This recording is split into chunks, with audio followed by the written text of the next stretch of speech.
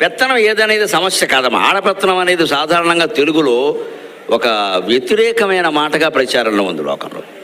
అక్కడ ఇంట్లో ఏదైనా జరిగితే ఆర్థికంగా ముఖ్యంగా అక్కడంతా ఆడపెత్తనం అండి అంటారు. అక్కడికి ఏదో ఆడాళ్లే మొత్తం ఆస్తులని తగలేసినట్టు మగాళ్ళంతా పరమ పవిత్రంగా ఉన్నట్టు ఇక్కడ ఏం లేదు. అలాంటి అవకాశాలు లేవు. రకరకాల దుర్వ్యసనాల పాలే ఆస్తులు తగలేసిన వాళ్ళు మొగాళ్లే. నిజానికి కావాలంటే ఆడవాళ్లే ఆస్తులు ఇంకా నిలబెట్టారు, కాపాడారు, ఖచ్చితంగా సందేహమే లేదు. ఏమో నేనేం పక్షపాతంతో చెప్పట్లే. నేను పంచాయతీ ఎన్నికల్లో మున్సిపల్ ఎన్నికల్లో పోటీ చేయట్లా. నాకెవరు ఓట్లు అక్కర్లేదు, నాకెవరు ఓట్లు అక్కర్లే. కానీ వాస్తవం అండి, భర్తలు దుర్వ్యసనాల పాలై ఆస్తులు తగలబెట్టిన సందర్భాల్లో కూడా భార్యలు పోపు డబ్బాలో ఉండేటువంటి డబ్బులతో పిల్లలకు అన్నం పెట్టిన సందర్భాలు ఉన్నాయండి. లేకపోతే కుటుంబాలు నిలబడేవే కాదు. అసలు అంచేది ఆడపెత్తనం అనేది వ్యతిరేకంగా మాట్లాడాల్సిన అవసరమే లేదండి. ధర్మంగా ఉంటే ఏ పెత్తనం అయితే.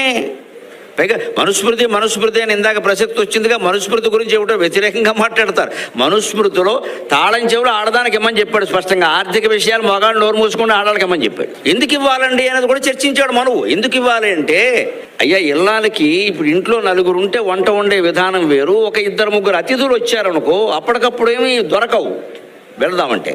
ఇంట్లో బంగాళదుంపలు ఉన్నాయనుకోండి, కొంచెం ఉల్లిపాయలు కూడా ఉన్నాయనుకుందాం, అప్పటికప్పుడు ఏం దొరకవు కదా బయటికి వెళ్ళడానికి. ఏం చేస్తుందా, బంగాళదుంపలు తక్కువ వేసి ఉల్లిపాయలు ఎక్కువ వేసేస్తుంది ఆటో. ఎన్ని ఉల్లిపాయలు వేసినా దాన్ని బంగాళదుంపలు వేపుడే అంటారు కానీ ఉల్లిపాయ వేపుడు అని అనరు. అదే మరి లౌక్యం అంటే. ఇది ఇళ్ళాల తెలివి. ఇంటానికి తెలివి ఉండదు. పెడితే పెడతాడు, లేకపోతే మా కుదరదండి ఎప్పటికీ మా ఇంట్లోనే లేవనేస్తాడు. ఇలా ఊరుకోండి అలా అంటే బాగుండదు, రమ్మనండి మీకు ఎందుకు నేను చూసుకుంటాను కదా అంటుంది. అంతే, ఏదో చేసేస్తున్నాయా.